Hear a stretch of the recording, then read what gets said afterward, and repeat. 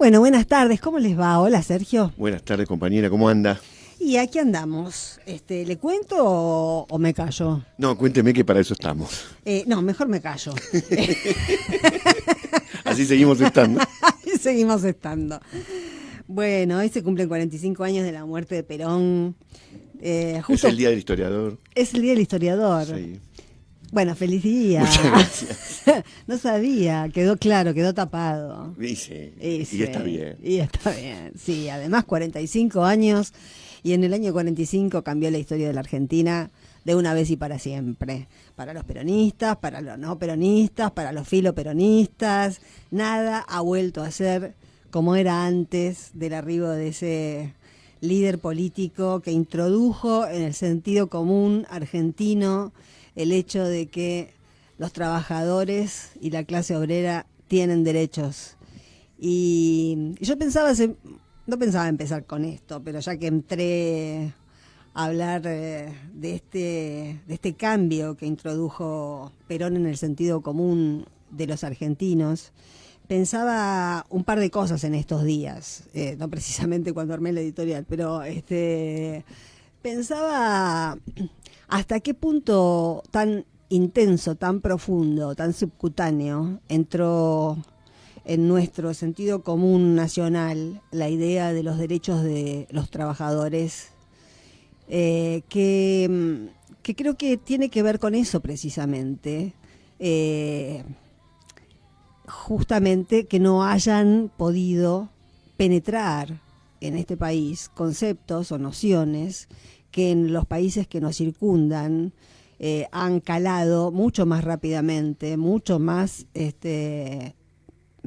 fácilmente, sin resistencia, conceptos como que el trabajo se puede flexibilizar, que el trabajo puede ser semiesclavo, que los trabajadores no pueden mirar a los ojos a los patrones, como antes los esclavos no podían mirar a los ojos a los patrones. Eso está metido prácticamente adentro de cierto ADN argentino. Y para nosotros también, que me parece que es una idea interesante de analizar, son trabajadores los que tienen trabajo en blanco. Son trabajadores los que no tienen trabajo y malamente se llaman trabajadores en negro. Hay que revisar esa idea de que todo lo malo es negro, y que todo lo bueno es blanco, porque ahí viene el lenguaje dirigiéndonos las conciencias y haciendo ese pase de magia malsano que hace que creamos que lo blanco es bueno y que lo negro es malo. Pero también para nosotros son trabajadores los formales, los informales y hasta los trabajadores desocupados. Esto nos viene de la década del 90, cuando se produjo la primera expulsión de miles y miles de trabajadores y trabajadoras de sus puestos de trabajo, y comenzaron las privatizaciones, que fueron las que excluyeron a millones de argentinos del trabajo. Era también una oleada mundial, se extinguía el trabajo, había una oleada que ha ido en aumento, con novedades tecnológicas, pero también con cambios de conciencia para introducir esas novedades tecnológicas. Y esos que quedaban sin nada, ¿se acuerdan de las canchas de pádel? ¿Se acuerdan de los parripollos? ¿Se acuerdan de todas esas, de los kioscos? ¿Se acuerdan? La pool. Claro, de que eran el fruto de pequeñas indemnizaciones que habían cobrado los que se habían quedado sin un trabajo estable, y pensaron, adelantándose 20 años a este que tenemos ahora, Macri, que tenían que emprender algo. Y lo que emprendían, como ha pasado, como está pasando ahora, con tantos locales que abrieron en poco tiempo de cerveza artesanal, la mitad ya están cerrados, porque la gente no toma tanta cerveza. Toma más cerveza que antes porque sale menos a comer. Entonces la salida que antes era te invito a cenar, ahora es te invito a tomar una birra. porque es más barato, pero de todas maneras no hay demasiados emprendedores y poca clientela. Y en aquella década, decía, de los 90, que nunca hay que olvidar que fue peronista, ¿no? Porque a veces también navegamos sobre supuestos que son falsos. Y el primer partido penetrado, infiltrado y corrompido por el neoliberalismo fue el peronismo, no casualmente. Y en los 90 había muchos compañeros peronistas que cantaban la marcha en secreto porque daba vergüenza ser peronista. Cuando Menem sacó como primera ley de su gobierno la ley de reforma del Estado. Apuntan siempre ahí, apuntan a matar el Estado, porque se lo quieren reservar para ellos y porque el Estado es nada más que una herramienta para esta clase dirigente que en realidad es una clase empresaria. Para lo único que sirve el Estado es para impedir que ellos paguen impuestos y para exigirles a los monotributistas, a los pobres diablos, a los que apenas juntan para pagar los gastos mensuales, o ni siquiera ahora hay muchos más que ni siquiera. Eso sí tienen, ahí sí vienen los intereses resarcitorios, viene el punitivo de una cuota que se dejó sin pagar hace 5 años. Con eso sí, con los débiles sí, muy duros son. Con ellos no, ellos tienen la plata afuera, a Macri se lo exime de impuestos, a Susana Jiménez también, a Mirta Legrand también. El Estado es magnánimo con ese tipo de gente. En los 90, la gente que quedó afuera del sistema, los excluidos, y hay que entender que en los 90 comenzó este círculo siniestro, este huracán lleno de peste en el que ahora entramos de cabeza con el tratado que acaban de firmar y que hay que ver si prospera entre Brasil, Argentina y la Unión Europea. Yo creo que no va a prosperar, ahora vamos a ver por qué, pero siguiendo el hilo, esa gente armó los movimientos de trabajadores desocupados, lo cual yo los invito a analizar los MTD que había por todo el país. Y los invito a analizar casi semánticamente la dignidad que tiene esa expresión, movimiento de trabajadores desocupados. Tiene una alta dignidad porque se desprende de una idea de sí mismos correcta.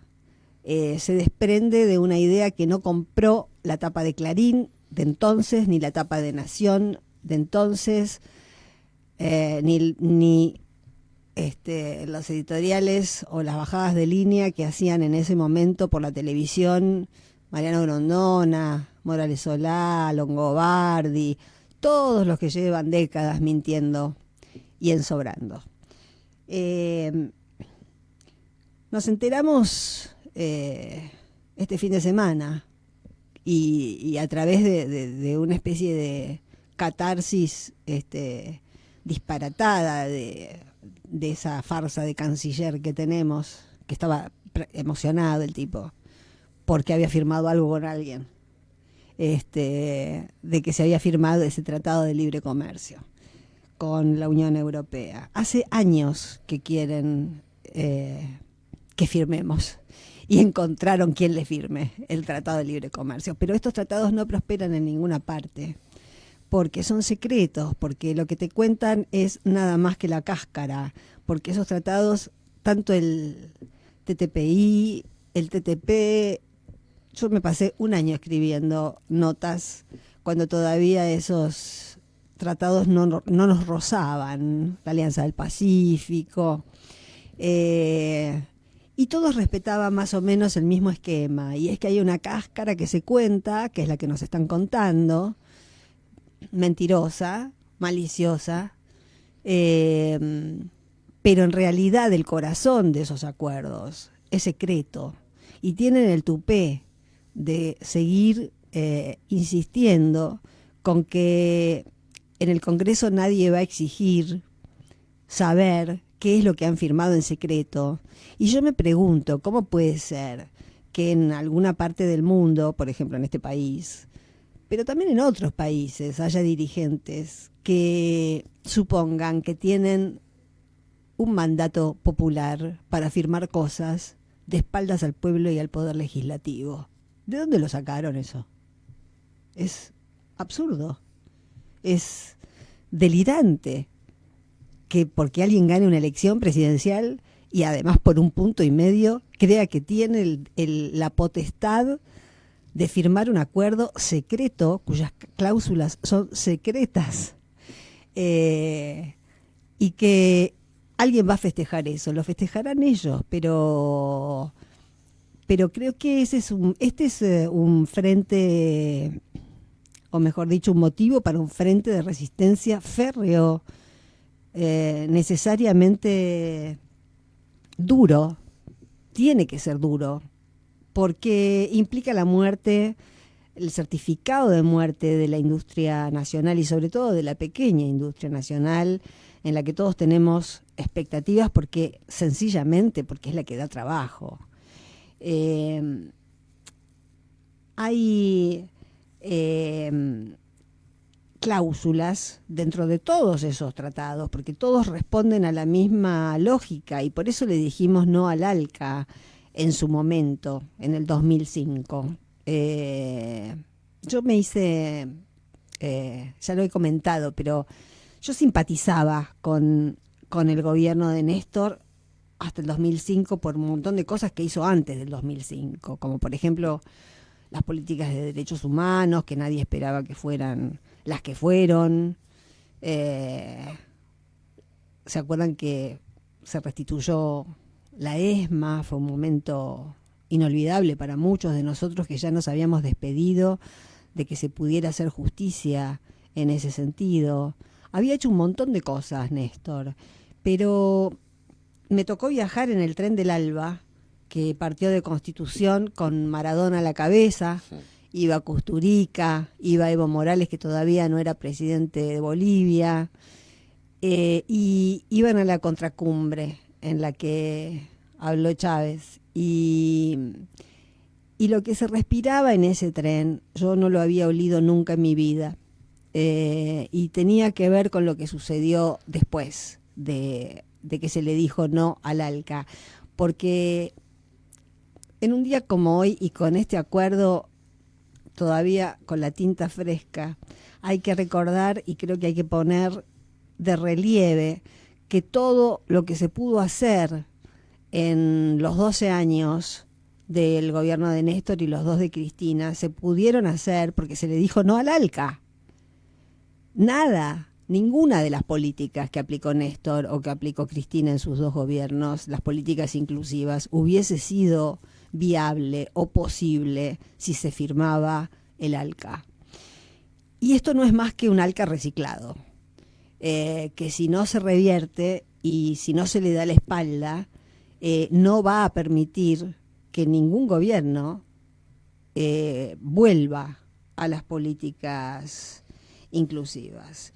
Nos quieren condenar a ser un país primario, nos quieren obligar a retroceder más de un siglo, nos quieren hacer olvidar del desarrollo, del crecimiento, de la equidad, de los derechos. Lo escuchamos o lo leímos a ese señor que se llama Groboco Patel, diciendo que cree que algunos sectores está bien que desaparezcan. Bueno, ¿por qué no desaparece Groboco Patel? ¿No? Porque la verdad que su negocio provoca muertes.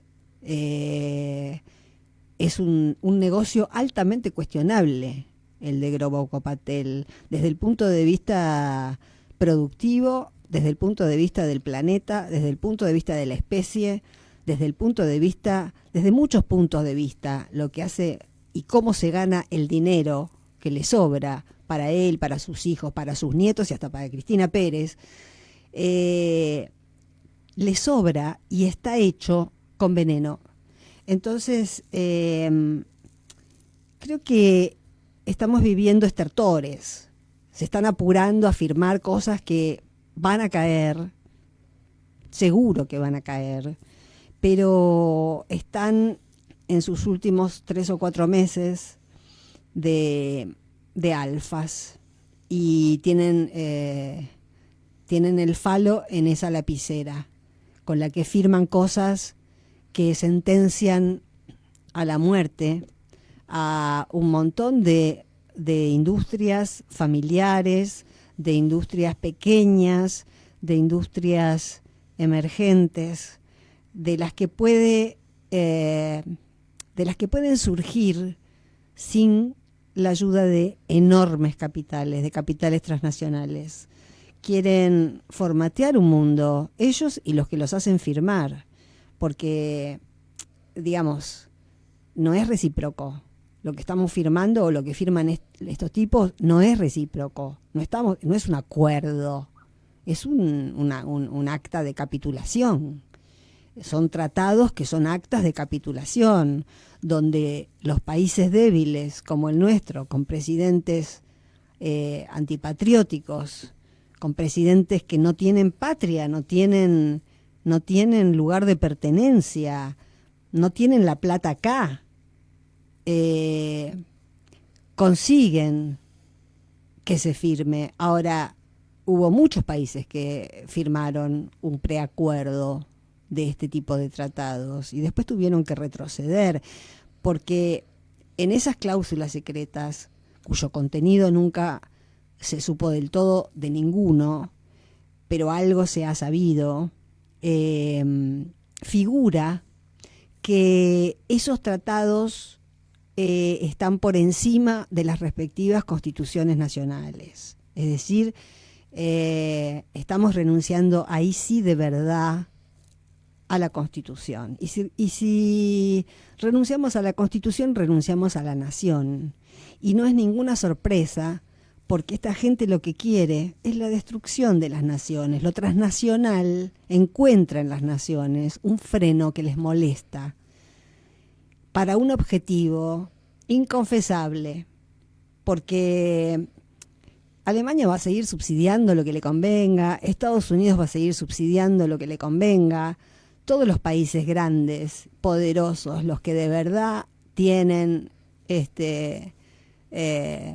algo más que una lapicera, se ocupan para defender sus frentes internos y porque además hacen política, no solo hacen negocios como los que tenemos nosotros.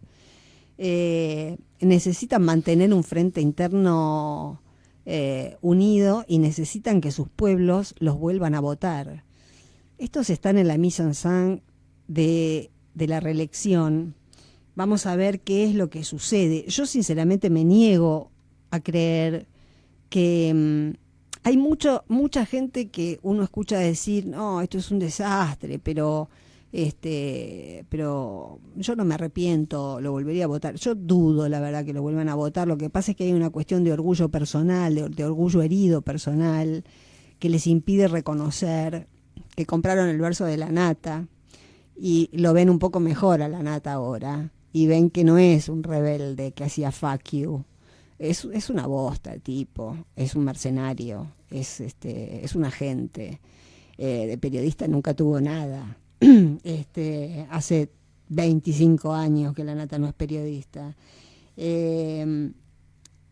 Vamos a ver qué es lo que sucede. Todos estamos muy expectantes, incluso con nuestro frente interno también un poco disperso, con quisquillosos que dicen, ay sí, me gusta Alberto, pero es muy tibio, porque yo diría, bueno, sí, si todos nos pusiéramos a hacerle los discursos a Alberto, podría haber, se podría ajustar una palabra, no me gusta esta chica en tal lugar, no me gusta la otra chica en otro lugar, bueno, a lo mejor a mí tampoco me gustan, pero ya está. Es lo que tenemos, es lo que pudimos hacer y no hay más tiempo, no hay más alternativas, es lo que tenemos y con lo que tenemos que ir a batallar. Así que yo por mi parte di por cerrado el tema me gusta, no me gusta. Esto no es una margarita, no hay que deshojar nada. ¿Se armó esto? Bueno, en el futuro se armará de otra manera, pero primero hay que recuperar un piso sólido donde estar parado. Macri nos obliga a estar parados en un piso en una especie de colchón de agua, que no es de agua precisamente, no voy a decir de qué me parece que es el colchón, pero me parece que es un momento como para que todos paremos un segundo con nuestros gustos personales, con nuestras trayectorias, historias, tradiciones, con nuestras preferencias, con me hubiese gustado esta acá y la otra allá y el otro en el otro lugar y en tal distrito pasó no sé qué cosa. Sí, estuvo lleno de injusticias. El armado de listas estuvo lleno de injusticias. Quedó mucha gente valiosa afuera. Y entró otra gente que no merece confianza. La verdad es esa. Pero es lo que hay y lo vamos a defender. Y lo vamos a defender porque es nuestra única herramienta para sacarnos a estos ladrones de encima. Así que, así como hago a veces en mi muro, que todavía siempre amenazo con dejar de escribir en el muro y no puedo con mi genio, y sigo, pero bueno, estoy llegando al momento en el que me voy a despedir de ese muro para poder escribir más profesionalmente en el portal. Me parece que es hora de hacer un pequeño pedido, y es resignar, bajar un cambio, entender cuál es la situación, entender sobre qué cosas todavía uno puede seguir quejándose, entender que hay críticas que necesitan un ámbito que no sea precisamente el que les da de comer a los trolls, el que desnuda nuestras estrategias, el que les permite a ellos saber por dónde entrarnos y por dónde desestabilizarnos. Hay que tener astucia, siempre lo digo, hay que tener astucia y hay que estar cohesionados. No, tal vez no sea fácil, tal vez no nos guste, pero otro camino no hay.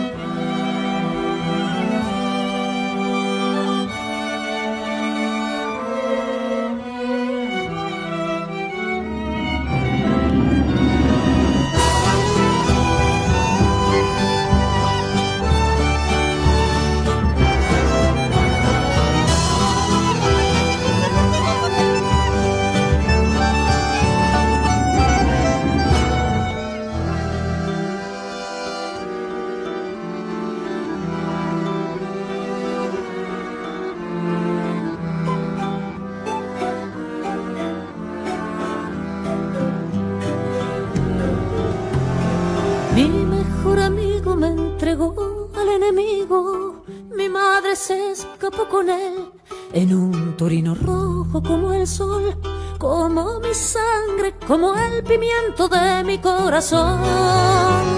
Un kilo de fierro en la mano. Bueno, recién decíamos que cada distrito, se podría hacer un culebrón con cada distrito de la Argentina. Pero vamos a ir parte por parte. Estamos en comunicación con la senadora nacional Marín Pilate Vergara por el Chaco. ¿Qué tal, Marín? Hola, Sandra, ¿cómo estás? Qué gusto escucharte. Bueno, para mí también es un gusto escucharte y me imagino que habrá sido para vos también un gusto escuchar a Cristina este fin de semana en el Chaco.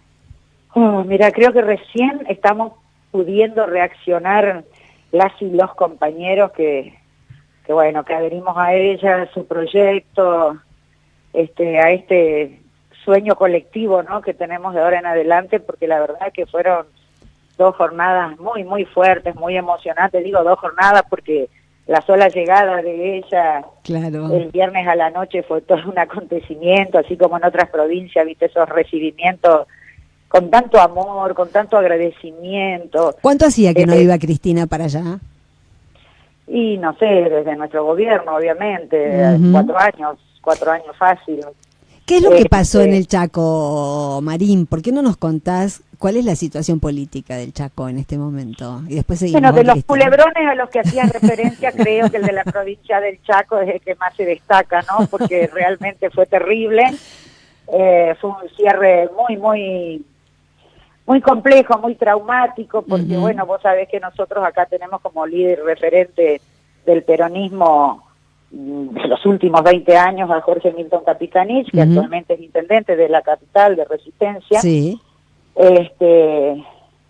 Y paralelamente tenemos el gobernador Domingo Pepo, que bueno, insistía con su reelección, ¿no? Con la posibilidad de ser reelecto. Y la verdad que como en todas las provincias, los compañeros locales y la misma Cristina, principalmente Cristina, digamos, con Alberto Fernández después, intentaron tomar decisiones estratégicas en cada distrito en pos de asegurar el triunfo del peronismo, del Frente de Todos, ¿no? Sí. Y tal es así que no se eligieron a los compañeros por afecto o admiración particular, sino a aquellos compañeros y compañeras que más posibilidades tenían de asegurar el triunfo en cada jurisdicción. Y bueno, has visto que en Córdoba se le ha pedido a los compañeros de Unidad Ciudadana que acompañen a Schiaretti, porque peor sería que ganen los candidatos de Cambiemos. En Entre Ríos, por más afecto que uno le tenga a Uribarri, digamos, y a los compañeros de ese esquema, Bordet medía muy bien, entonces se le pidió a los compañeros de Unidad Ciudadana de Entre Ríos que acompañen a Bordet, pero Bordet, insisto, se lo apoyó porque medía muy bien y era quien nos daba la posibilidad de ganar, cosa que no ocurre acá en el Chaco. O sea, acá no hay encuestas propias, ni ajenas, ni pagadas por Capitanich, ni pagadas por Pepo, que den la más mínima posibilidad de que Pepo pueda ganar por sobre Capitanich, ¿entendés? Entonces, en todo momento se intentó arrimarlos, hacer una lista de unidad, pero siempre teniendo en claro que Capitanich tenía que ser nuestro candidato a gobernador. Bueno, no fue el final feliz, no se pudo lograr esa lista de unidad y hoy por hoy estamos compitiendo el 12 de agosto, ambos, digamos, adhiriendo al Frente de Todos con dos listas, o sea, una que encabeza Capitanich como senador, seguido por quien te habla, y otra que encabeza a Domingo Pepo, seguido por Elda Pértile, que es la actual diputada nacional, que hace 2 años fue en la lista de Pepo, y que, bueno, adhirió de inmediato al bloque de Bocio, ¿no? A ver... Todo dicho. Lo único bueno de esto, por decirlo de alguna manera, es que están bien diferenciados, digamos, los proyectos políticos que representamos unos y otros. La lista de Pepo la encabeza, insisto, Pepo con el Pértile, Pepo como otros tantos gobernadores, pero más fieles a su actitud hasta el último día, entre aquellos que sobre pretexto de la gobernabilidad apoyaron todas y cada una, y no solamente apoyaron, festejaron, celebraron, felicitaron todas las medidas que Macri fue llevando adelante en estos 4 años, medidas que obviamente se llevaron puestos los derechos más elementales de los argentinos y de las argentinas, a través del voto de sus diputados en la Cámara de Diputados de la Nación. Y de este lado, Capitanich y yo, con Lucila Massín, que es actualmente diputada nacional y que va por su reelección, con un compañero intendente del interior, que bueno, siempre nos hemos opuesto sistemáticamente a todas y cada una de las iniciativas que el Ejecutivo mandaba al Congreso, pero no porque nosotros seamos opositores, porque nos encanta ser opositores o por poner paros en la rueda, sino porque entendíamos que todos los proyectos, llamalo pacto fiscal, llamalo el pago a los fondos buitre, las modificaciones al sistema jubilatorio y demás, afectaban los derechos de todos los chaqueños, de todos los argentinos y entre ellos los chaqueños, porque a veces se trata de confundir diciendo, no queremos que nos impongan candidatos de nación, nosotros vamos a demostrar nuestra autonomía, el federalismo, nadie nos va a decir quién tiene que ir a nuestras listas, queremos diputados y senadores que defiendan los intereses del Chaco. A ver, los legisladores nacionales legislamos leyes generales para toda la nación, entre la que está incluida la provincia del Chaco. Cuando yo me opongo, digamos, a que se dicte una ley que va a modificar para peor los derechos de los jubilados, estoy defendiendo a los jubilados de mi provincia, que si hoy no hubiese sido por los diputados y los senadores de Cambiemos, con la complicidad de compañeros como los diputados del Chaco elegidos por Domingo Pepo, hubieran votado a favor de lo que votó Macri, hoy estos jubilados estarían cobrando 10.000 pesos más de lo que están cobrando, ¿viste? O el pacto fiscal, o sea, todo el sistema de salud, el sistema de educación, el sistema de seguridad, de justicia de la provincia del Chaco, no habría perdido tantos programas, tantos recursos como ha perdido si no hubiera sido por el voto complaciente de esos diputados nacionales que responden al proyecto político de Pepo, insisto, sobre texto de la gobernabilidad. Entonces, bueno, viste, gracias a Dios, dentro de lo feo que fue este cierre, digo, se puede hacer una campaña sin caer en el agravio personal de nadie, porque lo que nos diferencia son las políticas que apoyamos. O sea, claro, es pura racionalidad eso. Exactamente. Nosotros, bueno, obviamente que habrá gente que no nos quiera a nosotros, que no apoye nuestras iniciativas, pero yo estoy segura que la gran mayoría del pueblo peronista, el pueblo del campo nacional y popular de la provincia del Chaco, está de acuerdo con la manera en que hemos actuado quien te habla, como la diputada Lucila Massina en estos 4 años. O sea, y lo que yo pretendo es que esa gente siga confiando en nosotros, no que me aplaudan aquellos que a mí nunca me van a votar. O sea, claro, una cuestión lógica. Pura. Ahora, por lo que vos decís y por la falta de popularidad de Pepo, me imagino que la situación en el Chaco en estos 4 años ha empeorado muchísimo. Ha empeorado como ha empeorado en todo el en país, todo el país, Sandra, claro. Porque más allá de que los gobernadores, a ver, también con la complicidad del compañero Pichetto, entre comillas, durante los 2 primeros años hayan creído que tenían que ser complacientes con las medidas que tomaba el Poder Ejecutivo para asegurar la gobernabilidad. Yo creo que pasados 2 años y viendo que no llegaba un peso de más absolutamente a ninguna provincia y que, digamos, esos beneficios que le habían prometido, era como esa parte de la Biblia que decía, como es, todos fueron convocados, pero pocos los elegidos para la salvación futura, ya tendrían que haber dado una vuelta de timón y decir, no, flaco, claro. Este tipo nos está jodiendo, o sea, nos está diciendo que nos va a mandar el oro y el moro, y en mi provincia cada vez hay más chicos que quedan fuera del sistema educativo, claro. Cada vez hay menos vacunas, cada vez hay menos insumos en los hospitales, no se inauguró una escuela ni por casualidad, una obra pública nueva, ni hablar de las obras grandes que estaban en ejecución. O sea, todo el mundo está mal. Nosotros acá en el Chaco, y creo que como en todo el país, o sea, a la par que cierran comercios, que cierran industrias, la única industria que fue fructífera en estos años fue la industria de la usura. O sea, en una sola cuadra del centro tenés 15 casas de préstamos, pero de préstamos, a ver, de 10.000 pesos, de 15.000 pesos al 140% que la gente saca para pagar las boletas de luz atrasada, o para que sus hijos, sus nietos puedan tener el traje de la recepción, o para hacer el viaje de fin de curso, o para arreglar el tren delantero del auto. O sea, cosas que antes vos las hacías con un ahorro totalmente razonable del sueldo que tenía, cuando ahora ni siquiera tenés ese sueldo. O sea, está muy feo. El que no quiere ver la realidad porque realmente... O es tosudo, o es bobo, o es cómplice, ¿entendés? Entonces, insisto, hasta los 2 años, a ver, corrían con el beneficio de la duda, pero después de 2 años y viendo cómo decaían todos y cada uno de los derechos conseguidos y reconocidos en los 12 últimos años de gobierno de Néstor y de Cristina, tendrían que haberse dado cuenta y decir, bueno, pará, o sea, tuvimos gobernadores como Chiaretti, como Berna, como Gildo Infran, acá nuestro vecino, que cuando se dieron cuenta cómo venía la mano, enseguida dijeron, no, flaco, a mí no me va a agarrar de tonto, ¿viste? Dame lo que me corresponde y punto.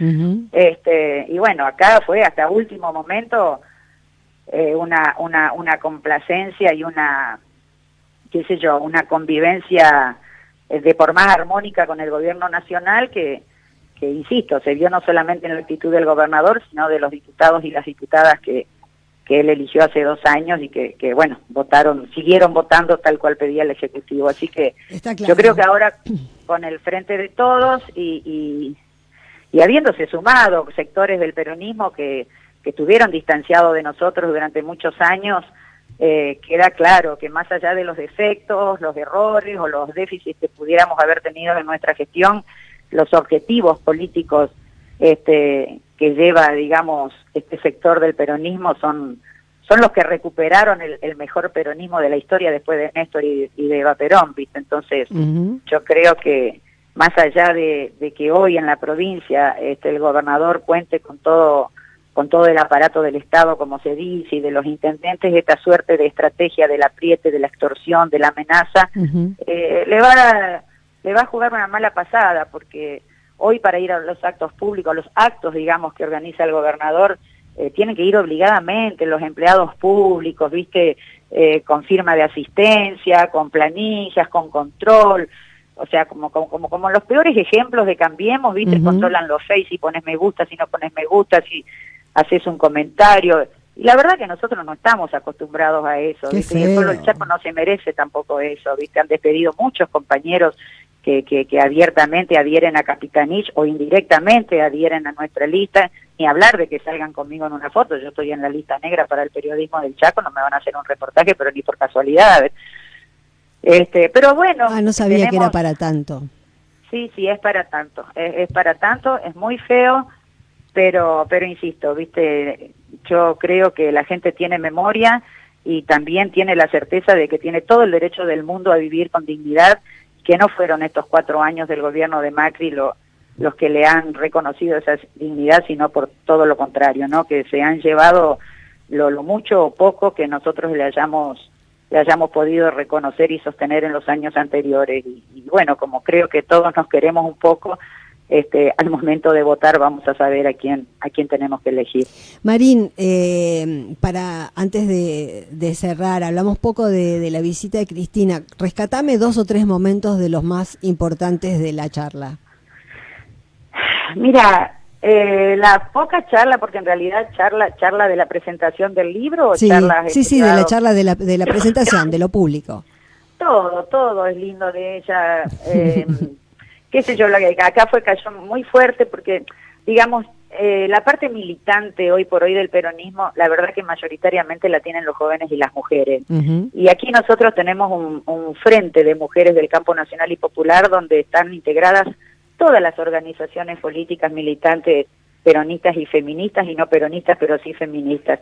Y la verdad que Cristina contó la anécdota de ese embarazo que perdió uh-huh. con 6 meses ya de gestación, lo difícil que le resultó a ella superarlo psicológicamente, uh-huh. pero al mismo tiempo tenía una blusita blanca con unas cintas violetas y verdes, que para las mujeres, viste, que creemos que todo tiene que ver con todo y que uh-huh. todo lo que ella haga, por el gesto mínimo que sea, tiene un mensaje político. Sí, nunca se distrae.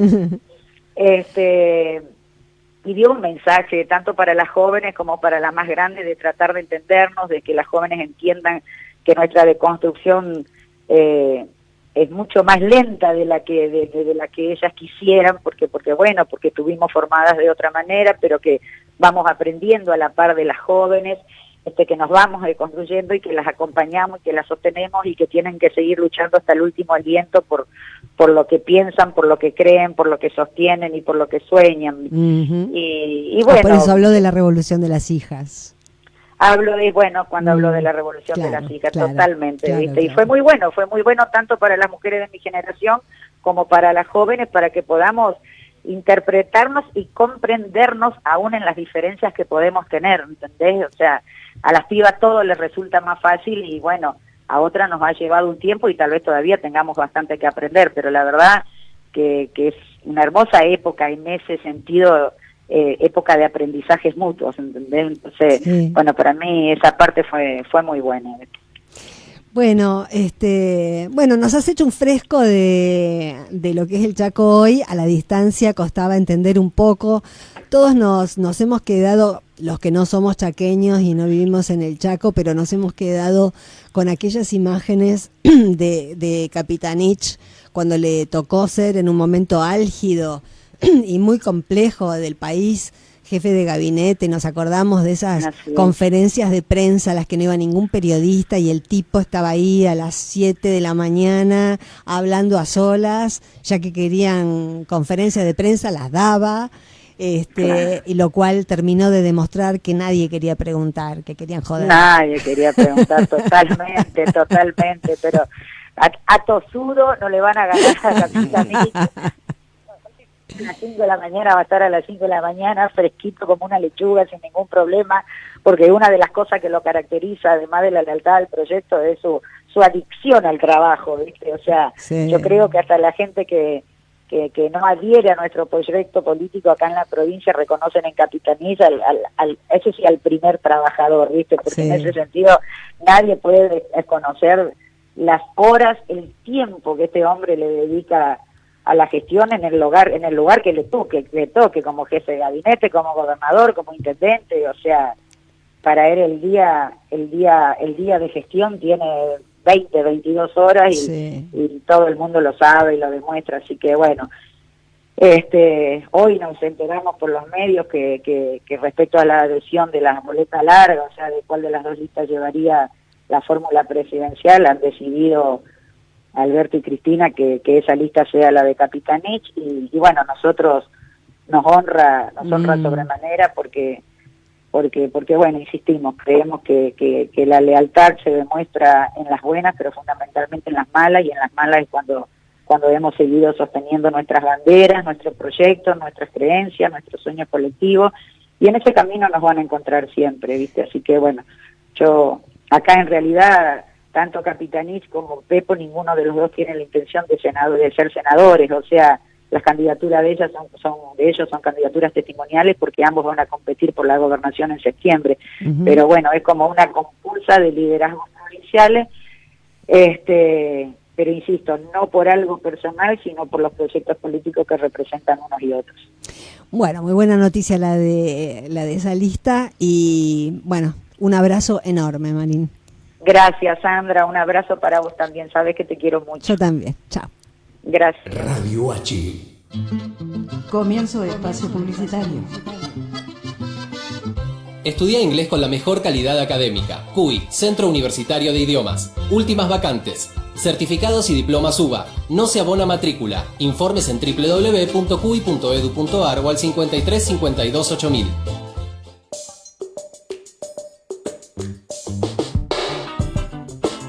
Artegraf, artes gráficas, servicios gráficos de diseño e impresión, sistemas offset y digital, diseño gráfico institucional y social, atención especial y personalizada a comercios y pymes. Comunicate con nosotros al 4923-5400 o al mail graficamensaje@gmail.com. Las palabras más importantes del mundo empiezan por la H. Histeria. No, leíste mal. Historia. Para conocer la historia hay que empezar por la H. www.radioh.com.ar.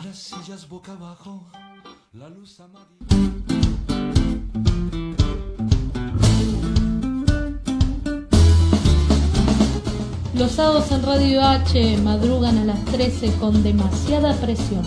El grito de la piba que nace desde bien adentro. Y a las 14, Jorge Cherner hace el Erotic Tango, un show poético y quilombero en ritmo de 2x4. A las 15 horas repasa lo mejor de la programación de la radio con República Malgache, nuestro propio país. Y a las 17, recorre el sur de la ciudad con Bondi Radio. Aunque no tengas saldo en la SUBE, te llevan igual. Los programas también podés verlos por Facebook Live, Radio HHM, y en YouTube, /Radio H, con todas las letras.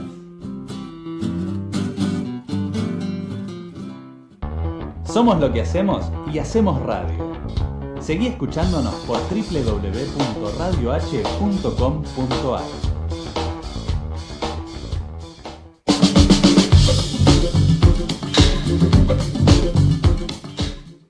Estudio PM Contadora Paula Medina. Brinda asesoramiento impositivo contable a cooperativas, monotributistas, responsable inscripto, liquidación de IVA, ingresos brutos ante AFIP, AGIP, ARBA, certificaciones, balance, matrícula de Ciudad Autónoma de Buenos Aires. No lo dudes, consulta. WhatsApp 1151 170147. Instagram @PaulaMedina73. Nuestra cuenta de Twitter @Radio H. @Radio H. H. Con todas las letras. Con todas las letras. Fin de espacio publicitario. Radio H. Comenzamos este programa hablando, criticando, serruchando, bombardeando. Todo, no se me ocurren más verbos en este momento, pero si me dan, no me den más minutos, porque es una acumulación de verbos soeces la que me va a venir a la cabeza.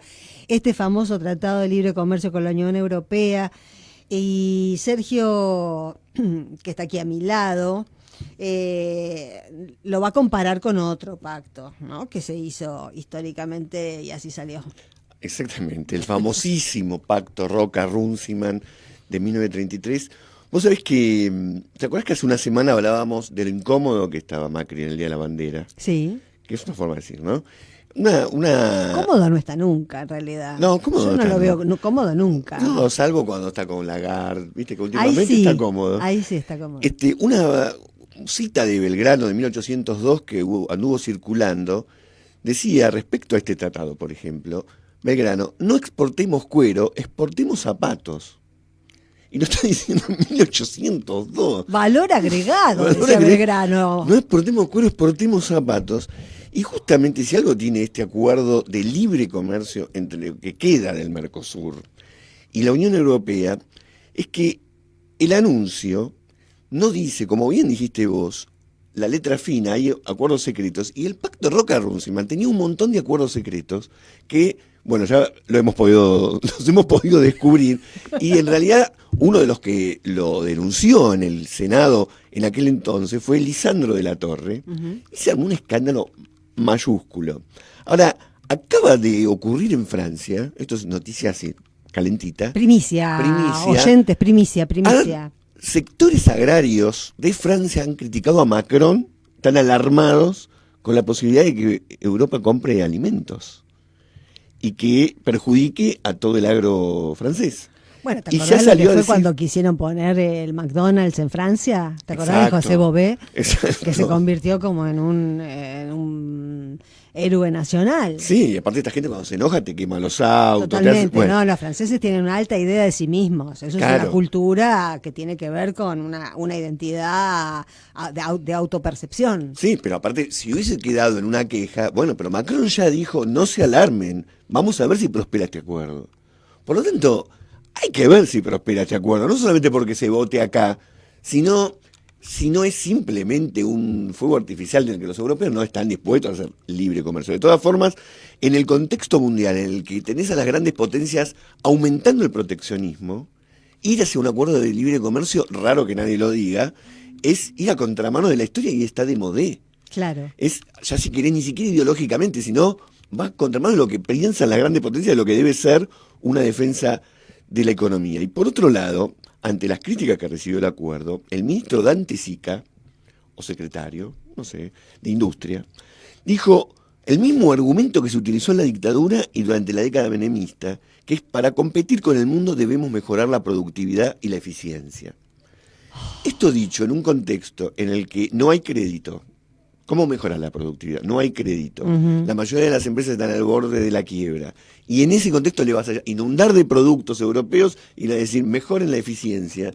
Es casi mandarlos a morir. Bueno, que además se junta con esta idea, por eso yo hablaba de la autopercepción de los franceses, que no es casual que en Francia, porque uno piensa ahora en Francia chalecos amarillos, pero esto tiene una historia. Cuando quisieron poner los McDonald's, salieron Bové era un campesino, era un pequeño productor agrícola que dijo, pero ¿cómo va a venir estos a competir con nosotros? Tenemos los mejores quesos del mundo. Exacto. Tenemos 378.000 variedades de quesos. ¿Qué tenemos que estar haciendo? Comiendo el cheddar ese que le ponen a las hamburguesas los yanquis, y se armó una revuelta enorme, y tiene que ver con una autopercepción de hasta dónde aguanta un pueblo.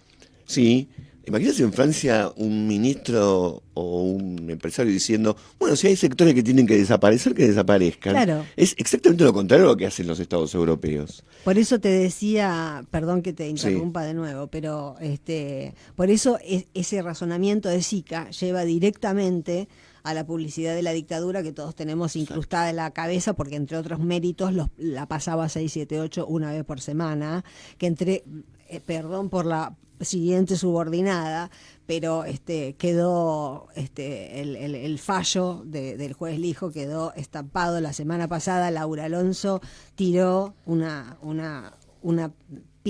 pesca, ¿cómo se dice? Cuando los pescadores tiran una línea. Una línea al voleo. Una línea al voleo.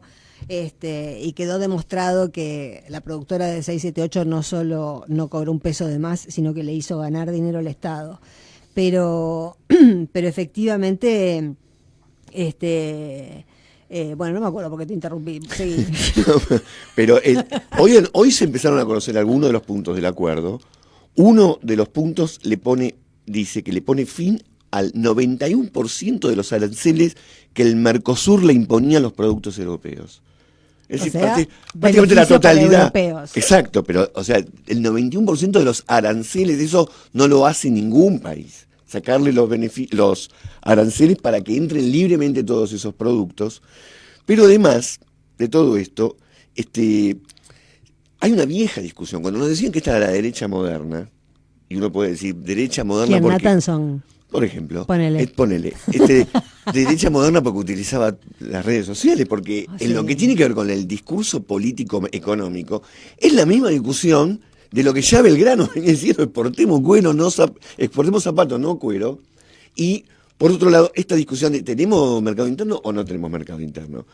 Justamente en un contexto similar a es decir, en la década del 30, cuando explotó la crisis de Wall Street y las economías mundiales empezaron a cerrar sobre sí mismas, una de las cosas que hizo Inglaterra fue, con su mercado propio, es decir, con los que habían sido sus colonias, entre ellos estaba Canadá, Australia, etcétera, firmó un tratado en el que daba prioridad para comprarle a esos países los productos alimentarios que producía Canadá y producía Australia, y eso alarmó a los agroexportadores argentinos, y el presidente en persona y el vicepresidente, que es Julio Argentino Roca hijo, cuando se llama Pacto Roca-Runciman, es entre... ¿El de los billetes es ese? No, Roca es el padre. Ese es el el padre. El hijo. El hijo de Roca, el conquistador del desierto, entre comillas lo digo, el hijo era el vicepresidente, y un encargado de negocios, Walter Runciman, firman un acuerdo en el que, entre otras cosas, se establecía que le iban a comprar a la Argentina esos alimentos a condición de ¿qué? ¿De qué? Primero, que se utilicen todos los frigoríficos ingleses en un 85%, y el 15% restante tenían que ser frigoríficos sin fines de lucro. ¿Frigoríficos sin fines de lucro? ¿Qué son frigoríficos? Que no lo escuches a Mid, que le va a subir la presión. Estamos hablando de un momento en el que la carne argentina era como una especie de pozo petrolero. Claro. Y todo tenía que ir vía los frigoríficos ingleses, tenía que ser exportada en barcos ingleses. Y el financiamiento... Y degustada por bocas inglesas. Sí. Y el financiamiento, es decir, toda la deuda que pudiera contraer la Argentina a partir de ese momento tenía que ser con bancos ingleses. Ahora, hay dos cláusulas... ¿Nosotros qué ganábamos? Que nos iban a comprar la carne y el trigo. Es decir, nosotros es un no inclusivo. Es un abstracto. Claro, a ellos le iban a comprar la vaca y el trigo, a los propietarios de los campos. Para el sector del mercado interno argentino era totalmente suicida, incluso con la incipiente industria que se empezaba a desarrollar para reemplazar importaciones. Esto era un tiro en la nuca. Y dos de las cláusulas secretas, una casi no prosperó por el escándalo que se armó. Vos sabés que en la Argentina estaban el Subtea, por ejemplo, muy tempranamente, era inglés, era una empresa inglesa, y estaban los taxis, eran ingleses. ¿Los taxis eran ingleses? Los taxis eran de compañías inglesas, la mayoría de los taxistas eran peones o eran empleados. Ajá. Entonces, el ingenio popular argentino inventó el colectivo, que era una especie de taxi ampliado. Y ahí sí, eran de argentinos. Bueno, una de las cláusulas decía que por 56 años Inglaterra tenía que tener el monopolio del transporte público argentino. ¿Qué tal? ¿Qué te contursi con la entrega? Eso le llamaban integración, que es claramente una subordinación. Ahora, eso sí, fue un escándalo nacional. La cláusula no se suspendió, pero no se pudo aplicar. Claro. No se pudo prácticamente aplicar. Pero el otro acuerdo secreto fue la creación del Banco Central, que estuvo en eso, Prebisch, Raúl Prebisch, y en esa creación del Banco Central la Argentina se comprometía a poner cerca del 60% del capital, y la mayoría de ese directorio, estamos hablando cerca del 80%, era de ingleses o de algunos miembros de Europa. Y todo el crédito tenía que venir de manos inglesas. Por lo tanto, nosotros poníamos la mitad de la plata y las decisiones no las tomábamos. Así surge el Banco Central de la República Argentina, y con ese tipo de cláusulas es que surge en el Senado de la Nación la denuncia de Lisandro de la Torre, que dice una frase interesante, dice: en estas condiciones no podrá decirse que Argentina se haya convertido en un dominio británico, porque a Inglaterra no se le ocurre tomarse la libertad de imponer a sus dominios semejantes humillaciones. Claro. Ni a sus dominios le pide una cosa así. Ni colonia, subcolonia. Somos algo que se humilló. Claro. Y por supuesto que en el festejo por el tratado, porque en esa época también se festejó, lo festejó La Nación, la Diario de la Prensa, que era algo así como el Clarín actual. Cuando llegó aquí Roca, que fue recibido como un héroe, Faure se emocionó, Roca también se emocionó. Sí, ellos se emocionan. Ellos se emocionan. Se emocionan. Ellos se emocionan. Son sensibles. Sí. Dijo: podría decirse que por pertenencia cultural y tradición, la Argentina es un miembro más del mundo británico. Es la línea del querido rey. Es la línea del querido rey. Es la línea de con qué angustia nos emancipamos, querido rey. Es la última vez que va a pasar, te lo prometo. No nos vamos a emancipar más.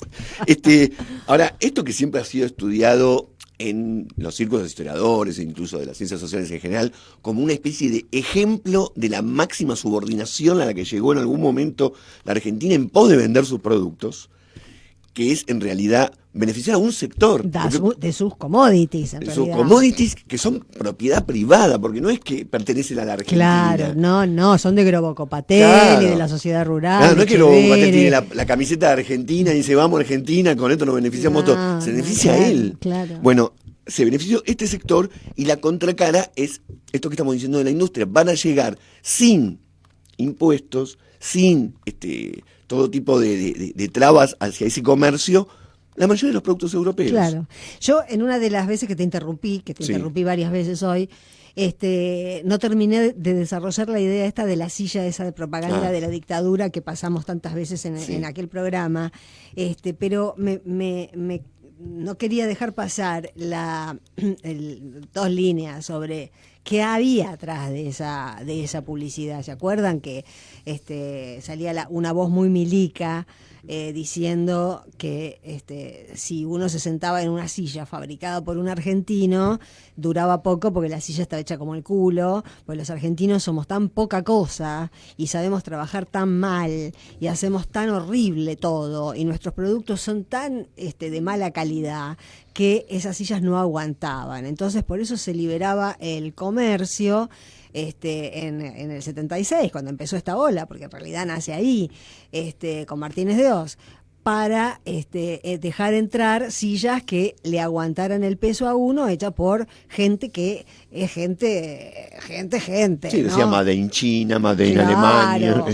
Gente que sabe hacer las cosas. Entonces quiero decir, este tipo de coloniaje, este tipo de tratados, este tipo de políticas, este tipo de ideas que se les ocurre a esta manga de vagos que no trabajaron nunca en su vida más que para hacer transferencias bancarias al exterior y para firmar repartijas de fortunas a testaferros, porque la verdad lo único que saben hacer es eso y arruinarnos la vida a nosotros. Necesitan, para que alguna de estas ideas alguna vez salga, que nosotros pensemos de nosotros mismos que somos una porquería. Por eso esa es la batalla cultural y esa es la batalla intersubjetiva que necesitan dar, y yo creo que ya eso está perdido. Eso, digamos, pudo haber entrado alguna vez, como se le pudo haber creído en la primera campaña Macri, porque ¿qué va a decir ahora en un debate, por ejemplo, con Alberto Fernández, que estuvo muy bien en decir, si quieren, debato con Trump, que es el mandante de Macri, pero es ley y probablemente debatan? Va a ser para alquilar balcones, porque ¿qué va a decir Macri ahora? Mentiras. Ya sé que van a ser mentiras, pero tiene que cambiar las mentiras. No puede ser la misma mentira que dijo hace 4 años. No, ¿en qué te has convertido, Daniel? No nos vamos a endeudar, no vas a perder nada de lo que tuviste. Vamos a mejorar todo, vamos a estar todos alegres. Y miren lo que es este país hoy, es un manto de lágrimas. Sí, y otra de las mentiritas que anduvieron dando vuelta fue que hace 20 años que la Argentina está buscando este tratado y no lo pudo conseguir. ¿Quién dijo eso? ¿Fabri? Fabri, La Nación, Clarín, etcétera. Incluso pusieron un tuit de hace, no sé, 5, 6 años, 7, de Cristina diciendo que estaba buscando ese acuerdo. El tema es que no es este acuerdo. No es este acuerdo. Justamente porque si uno hace el seguimiento, Macri desde su primer día de gobierno está buscando un acuerdo de libre comercio Mercosur, Unión Europea. ¿El problema cuál era? El problema es que tenía que llegar Bolsonaro al poder en Brasil para que la propuesta de libre comercio sea absoluta, sin condiciones, y en una especie, justamente ahí la palabra libertad, lo que siempre decimos, ¿no? Entre el débil y el fuerte. ¿Cómo es la frase de este francés? De Lacordaire, del cura Lacordaire. Entre el fuerte y el débil, la libertad es lo que oprime y la ley es lo que protege. Bueno, están sacando la ley, 91% de los productos, y están ofreciendo este tipo de libertad. A mí lo que me llama la atención es que se vuelve a disfrazar del lenguaje moderno, se vuelve a disfrazar como si fuera algo nuevo, y en realidad es una discusión tan vieja que de esto ya opinó Belgrano en 1802. A mí una cosa que ya ahora vos decís algo a lo que yo digo y terminas vos, pero yo me atrevería a decir que Bolsonaro es presidente de Brasil y Macri es presidente de la Argentina solo para firmar este tratado.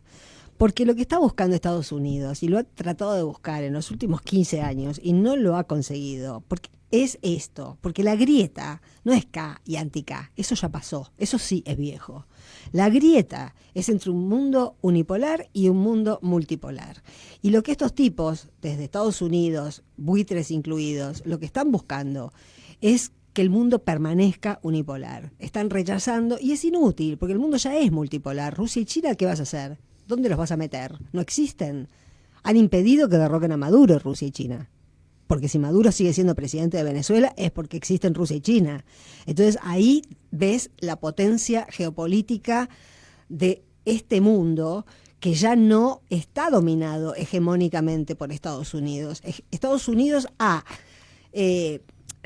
promovido a través de gente como Elisa Carrió, de gente como el juez Moro, de gente como los que le han hecho la campaña a Duque en Colombia, de gente como los que han promovido a Piñera en Chile.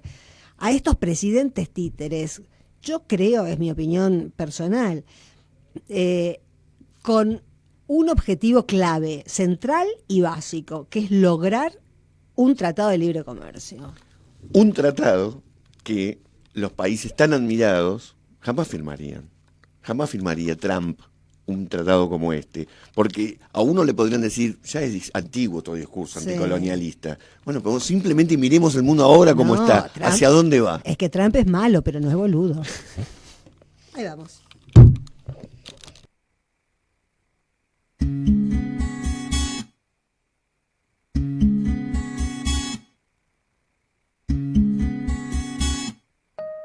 Estuve un tiempo en la lona del desatino, fui amante.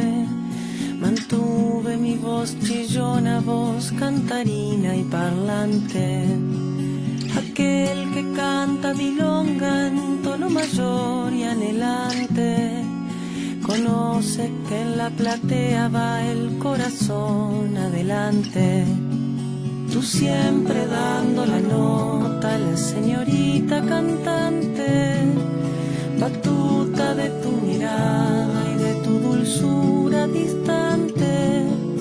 Voló, voló mi destino, duró mi vida un instante. El cruce de los caminos y el grillerío constante.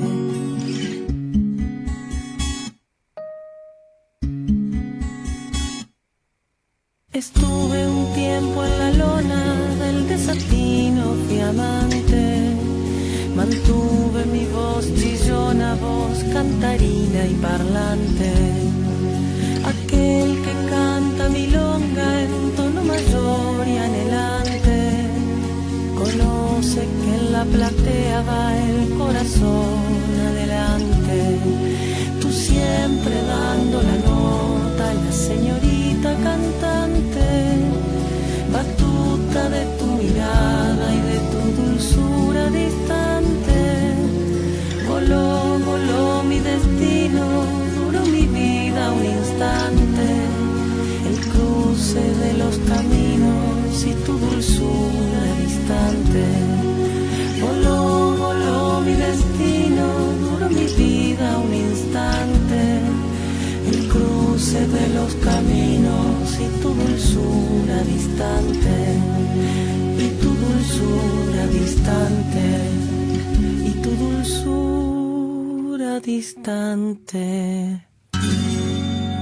Radio H. Comienzo de espacio publicitario.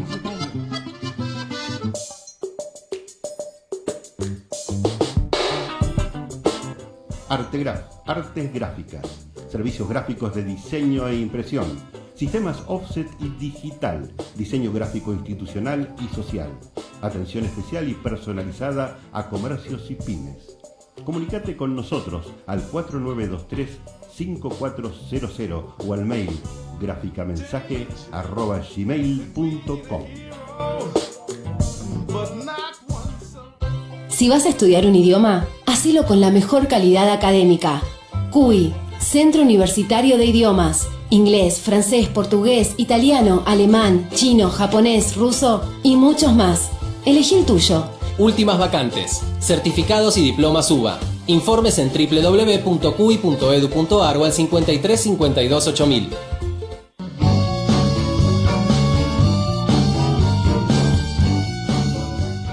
¿Querés dar a conocer tu negocio, tu pequeña empresa? Sumate a publicitar en Radio H, la radio de la Homero Mansi. Comunicate al 1538 14 21 74. 1538 14 21 74.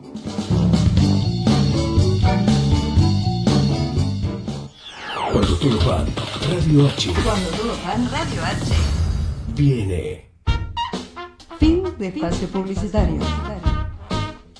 Radio H. Hoy lo encontramos a Jorge Elbaum. Hola, Jorge. Sí, me han encontrado. Yo también los he encontrado a ustedes. ¿Cómo están? Hola. Bien, ¿Cómo bien. andan? Venimos hablando desde hace una hora sobre el Tratado de Libre Comercio desde diferentes ángulos y vos vas a aportar uno nuevo porque vas a hablar de un libro de Manuel Wallerstein. Sí, en realidad más que específicamente del supuesto tratado que en realidad se está anunciando como si ya fuese aprobado, y para aprobarlo tienen que aprobarlo los congresos de la Unión Europea y de cada uno de los países, cosa que yo especulo que no va a ser aprobado. Todos de creemos que manera. no, todos rezamos que no. Y además de rezar, creo que ninguno de los parlamentos va a poder resistir la letra chica de lo que eso implica. Pero al margen de ello, sí, yo creo que hay que pensarlo eso en el marco de algo más estructural y que tiene que ver con este libro que estaba pensando y que volví a agarrar maravillado luego de años de haberlo leído, que es Geocultura, que es un libro de Wallerstein de la década del 90, del siglo pasado, digamos, ¿no? Hace ya unos 25, 30 años, y donde él, bueno, reflexiona sobre cómo los procesos culturales de globalización, que en la hipótesis de Immanuel Wallerstein, el proceso de globalización se inicia en el siglo, con Marco Polo, digamos, en el siglo XIII, ¿no? Ajá. A diferencia de cómo se cree usualmente, son procesos de larga duración. Bueno, la geocultura tiene que ver con un proceso de acercamiento y de vinculación territorial y geográfica en relación a vínculos culturales, ¿no? Y efectivamente, sí, hay grandes nexos que nosotros tenemos al interior de América Latina por un lado y nexos migrantes que tenemos con la Europa continental y mediterránea también, que bueno, están expresados en estas búsquedas que en el caso del Mercosur, Unión Europea, ya llevan más de 20 años de dilucidación. Yo me acuerdo, en estos días se decía, bueno, ¿por qué no la derecha decía, ¿por qué no festejan que sea acordado? Bueno, no hay nada que festejar, entre otras cosas, porque en los 20 años anteriores no se había acordado por algo, no se había acordado por los mismos motivos por las cuales ahora un payaso como el actual presidente han decidido firmarlo en el marco de su campaña electoral para salir en tapa de los diarios, ¿no? ¿Qué sería la geocultura? No, empezar a pensar en la geopolítica en términos de cómo existen determinados significados estructurales que nos condicionan a pensar de determinada manera en cada momento. Para hacerlo más fácil, es decir, el neoliberalismo hoy es una cultura que permite pensarse a los sujetos individualmente ajenos a procesos más genéricos. Esa es la causa por la cual los vulnerables y las víctimas se creen que son culpables de no tener trabajo, y por otro lado los beneficiarios y privilegiados se creen responsables de haber acaparado gran parte de la riqueza de una sociedad. En realidad es un modelo, un sistema, y Wallerstein, digamos, de alguna manera piensa la historia sistémicamente, en donde la cultura es la argamasa, el punto de partida para entender y explicar los fenómenos globales por un lado, y también las disputas que existen en el mundo. Bueno, hoy hay una gran disputa entre, si se quiere, tres espacios que los nombra Immanuel Wallerstein en ese momento. Uno es el Atlántico, o el atlantismo, que tiene que ver con Europa y Estados Unidos por un lado. Otro, Eurasia, que tiene que ver básicamente con lo que hoy sería Rusia y etcétera, y su vínculo con Europa.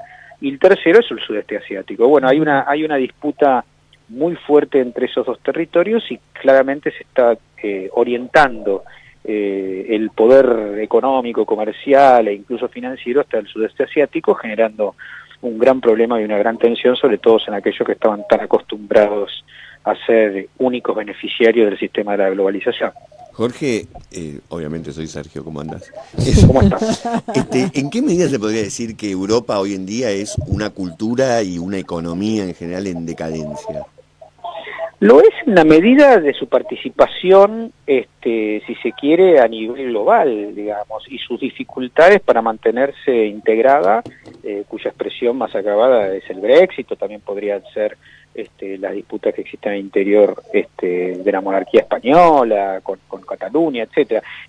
No es un proceso que se ha dado en el marco de un momento de crecimiento de Europa, sino de decadencia. La verdad que la primera decadencia de Europa se vio luego de la Primera Guerra Mundial, donde Estados Unidos se consolidó como potencia hegemónica a nivel internacional, sobre todo de Occidente, y el segundo modelo es cuando Europa se postuló a sí misma en los 80, tratando de conseguir una unión aduanera y luego una unión económica basada básicamente en un esquema financiero, y no ni cultural, ni político, ni humano, ¿no? Y eso demuestra cierta debilidad en la posibilidad de construir una unidad plena.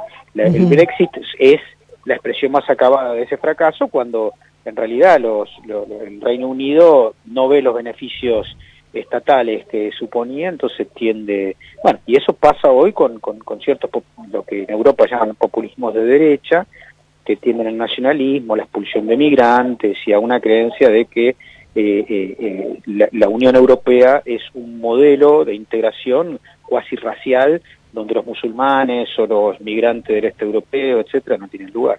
Bueno, eso se ve también en uno de los temas de estos días, que tiene que ver con esta capitana alemana. Hay dos chicas, en realidad, que son capitanas de barcos que han decidido... Sí, una italiana y una alemana. Una italiana y una alemana. Una de ellas ha sido detenida. Hay otro barco, el Open Arms, que también el capitán ha dicho de la cárcel se puede salir, del mar no, y hay una línea medio como de rebelión de esos capitanes que están ahí tratando de salvar seres humanos del agua, y lo que te da, digamos, las leyes que están aplicándoles hablan de una decadencia cultural muy fuerte. Sí, efectivamente, Europa que se presenta a sí mismo junto el atlantismo, digamos, Estados Unidos y Europa, que se han presentado históricamente como los grandes defensores de un humanismo ilustrado, son aquellos que matan a migrantes, y son los que han aprobado inicialmente la Declaración Universal de los Derechos del Hombre, donde se afirma que emigrar es un derecho humano. Bueno, son los que dejan morir niños y madres en el río Bravo y en el Atlántico, ¿no? O sea, hay algo de una decadencia estructural, de una incapacidad de afrontar fenómenos que expresa Estados Unidos y Europa, que ponen en evidencia su incapacidad de poder de alguna manera gobernar esta globalización de la cual han sido sus motorizadores. Yo creo que en ese sentido se contesta la pregunta de Sergio. La decadencia de un conglomerado se expresa en la incapacidad de poder dar soluciones a los fenómenos. Bueno, ni Europa ni Estados Unidos están pudiendo dar soluciones, al contrario, son parte del problema y no su solución. Producen las situaciones en las cuales se generan las migraciones, y luego cuando llegan a sus costas intentan básicamente generar Lampedusas, ¿no? Claro. Grandes. Y ahí aparece el odio como cohesionado, como intento de cohesión, ¿no? Sí, con el subproducto interesante que Wallerstein habitualmente hace referencia en sus maravillosas notas que aparecen en castellano en el diario La Jornada de México, ¿no? De que esa discapacidad para poder afrontar los nuevos fenómenos queda en evidencia frente a los países a los cuales continúan humillando, o si se quiere segregando en términos de colonización, neocolonización o formas de colonización más moderna como la que sufrimos nosotros, ¿no? Que más allá de ser países pseudoindependientes tenemos a presidentes queriéndose granjearse la admiración de Estados Unidos o de Trump como único bien simbólico, ¿no? Exactamente. Bueno, gracias, Jorge. No, gracias a usted por el llamado. Le mando un fuerte abrazo. Abrazo. Chao, Chau, chao. Chao, chao.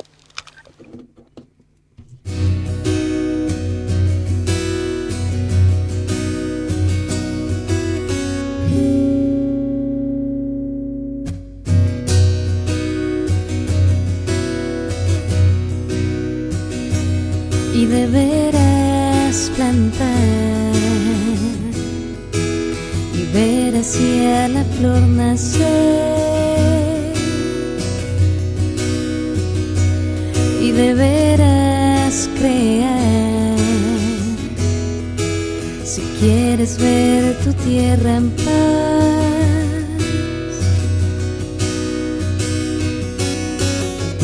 El sol empuja con su luz, el cielo brilla renovando la vida.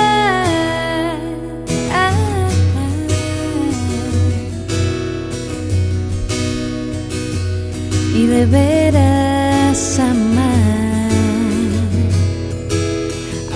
amar hasta morir. Y deberás crecer sabiendo reír y llorar.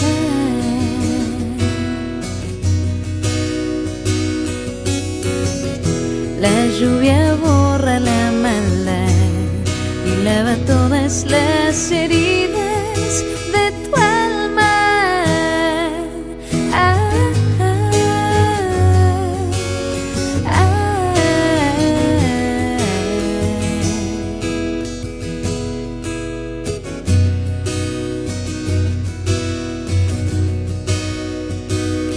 De ti saldrá la luz, tan solo así serás feliz. Y deberás luchar si quieres descubrir la fe. La lluvia borra la maldad y lava todas las heridas de tu alma.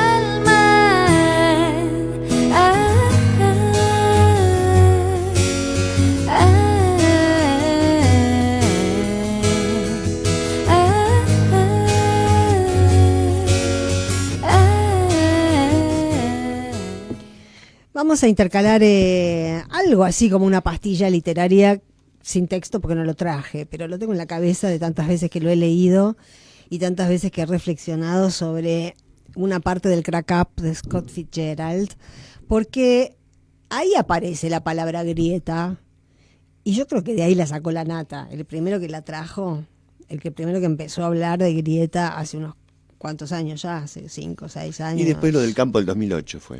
Bueno, vino con el tema de la grieta y eso ha quedado circulando por nuestras cabezas y bueno, hay algunos que dicen que la grieta se ha superado. Yo creo que alguna grieta se ha superado. Por ejemplo, la grieta cántica me parece que es totalmente de modé. Estamos hablando de modelos que exceden lo K. El Frente de Todos no es K, incluye lo K. Por eso me molesta cuando en algunos medios de esos que todavía miramos, en lugar de Frente de Todos, hablan de se sumó al kirchnerismo. No se sumó al kirchnerismo. El kirchnerismo forma parte de un frente que integran otros sectores con la misma importancia o con el mismo estatus que el kirchnerismo, que por otro lado tiene todo el derecho del mundo de autorreivindicarse. Yo creo que hay que desdemonizar y que hay que rejerarquizar gente, movimientos, partidos políticos, tendencias políticas y sujetos que la derecha ha demonizado con mentiras, porque ya sabemos cuáles han sido las mentiras, que eran todos chorros, éramos todos chorros, que todos nos aprovechamos del poder, etcétera. ¿Dónde está el poder? Yo nunca lo vi. Pero la grieta y todos, yo conozco mucha gente que empezó a leer a Fitzgerald, que en algún momento, hacia finales de los 90, tomó como un nuevo impulso, y tuvo una camada enorme mundialmente de nuevos lectores. Fitzgerald es un escritor de los años 20, que tuvo un éxito como escritor muy joven, a los 22 años ya era una celebridad mundial, había escrito Al Este del Paraíso, después escribió El Gran Gatsby, después escribió Suave es la noche, Hermosos y malditos, dejó inconcluso El último magnate, en una época en la que la literatura era un bien, un valor y una actividad celebrada, donde la gente leía. En esa década no había televisión, el cine no estaba desarrollado, recién era incipiente, era todavía la época del cine mudo, y en ese momento los escritores como Hemingway, como Fitzgerald, como muchos otros hasta ese momento eran socialmente respetados. Los anticipos que les pagaban las editoriales les permitían hacer una vida que no hace ningún escritor ahora, se los puedo asegurar, salvo, los que escriben bestsellers, que no son precisamente los mejores, ¿no? Los que responden a los parámetros de la literatura de masas no son realmente los mejores escritores. Los mejores escritores rara vez sí se circulan, hay núcleos de lectores, por supuesto, la lectura va a seguir, pero no es lo dominante y no es lo más premiado. A Fitzgerald le pasó una cosa que es interesante de analizar a la luz para analizar precisamente la palabra grieta, porque cuando terminó, toda su vida estuvo padeciendo su alcoholismo, murió muy joven, su esposa Zelda enloqueció. Este es tema para otra columna, pero hay muchas mujeres de escritores que han enloquecido. Es muy raro ser ficcionado todo el tiempo y ser dotado de atributos que a lo mejor son los tuyos, pero a lo mejor son parte de la imaginación del otro, y el otro es el que convive con vos, ¿no? Es un tema porque les pasó a muchos, es un tema para otro momento, pero digamos que él entró en una especie de ocaso de su vida muy joven, a los 30 y pico. Se le borró la inspiración.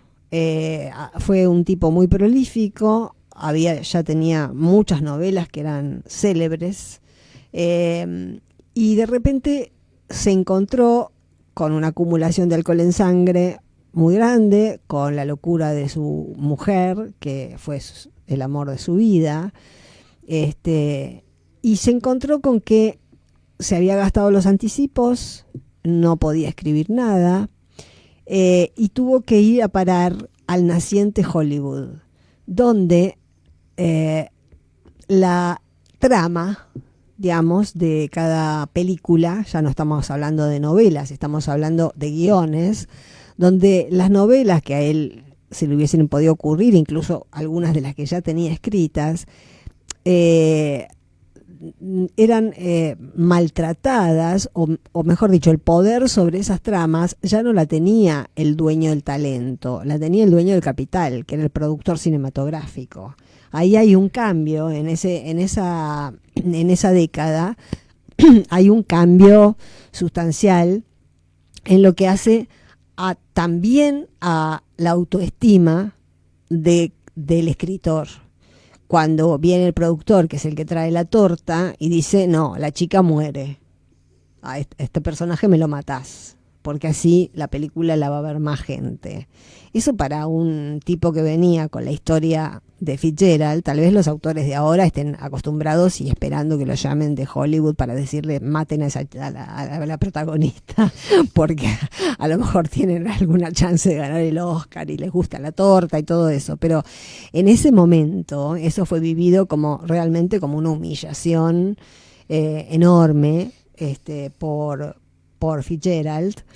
Y cuando ya estaba en su ocaso, que no podía escribir ficción, que tampoco las películas que se hacían en Hollywood con el nombre de él como guionista tenían éxito, empieza una depresión y la empieza a plasmar en artículos periodísticos que van siendo publicados en la revista Esquire. Esos artículos después se recopilaron con el nombre del crack up. Y el crack up se utiliza esa frase tanto para un quiebre psicológico, un quiebre psíquico, como un quiebre de la bolsa. Efectivamente, en el 30 hubo un crack up en la bolsa de Nueva York, quizá comparable, se ha dicho, al del 2008-2009, ¿no? Cuando cae Lehman Brothers. Fue el fin de una era, la crisis del 30.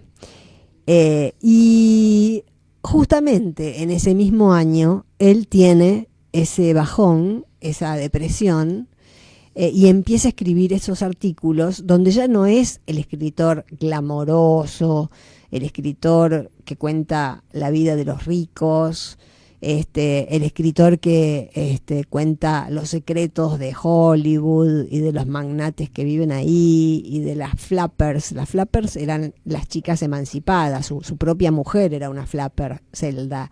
Eran esas chicas con flequillito y corte carré que bailaban Charleston en la década del 20. Esas chicas ya habían madurado, ya tenían 30 y pico de años, eran madres de familia.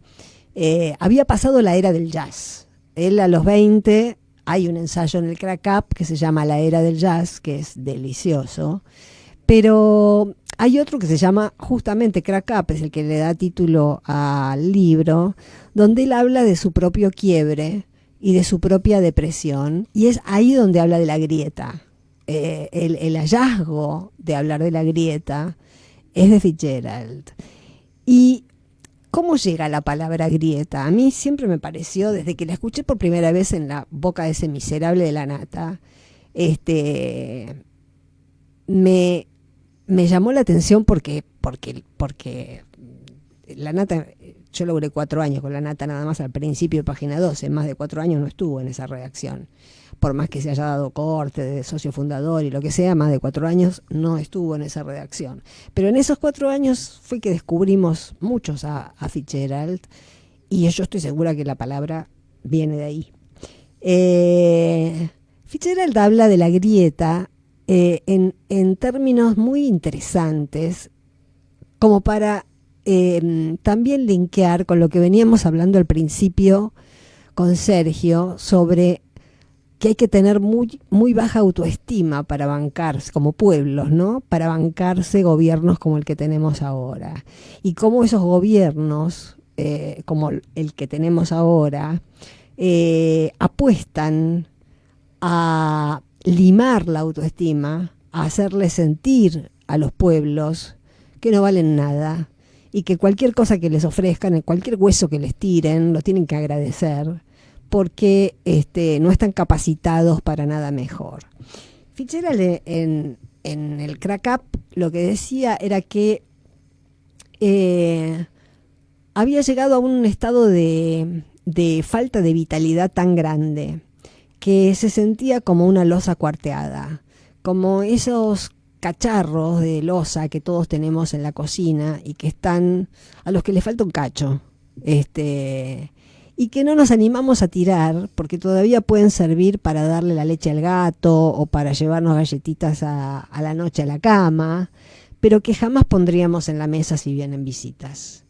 O sea, alguien de outlet, personas de outlet, personas de segunda. Él se sentía en esa época como una persona de segunda. Y en ese artículo él dice que se le acerca a un amigo, no dice el nombre, y que le dice, pero alguien que lo quiere ayudar, alguien que le quiere levantar el ánimo, y le dice, ¿y si la grieta no estuviera en vos? ¿Y si la grieta estuviera en el Gran Cañón del Colorado? Como diciéndole, ¿y si la grieta fuera política? Si la grieta no fuera un error tuyo, si no se tratara de hacer méritos, si no se tratara de que se te terminó el talento, sino que hubo una crisis económica que destruyó a medio país y estamos todos en la lona. Todo esto no está en el Crack Up, pero es lo que se desprende de la pregunta que le hace el amigo. Y él insiste, no, la grieta está en mí. El que falla soy yo. El que está desgastado soy yo.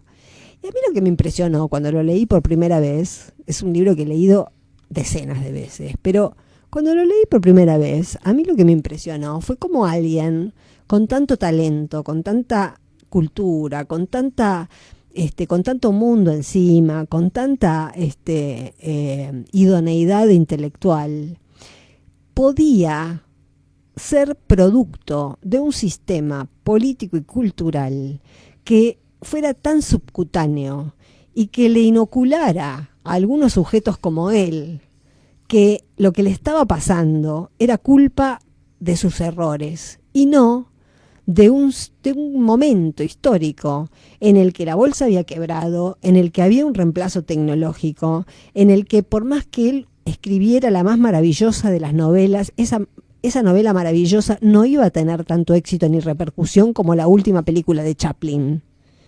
Porque el cambio había sido ese. Fitzgerald no estaba agrietado. Lo que estaba agrietado era el mundo.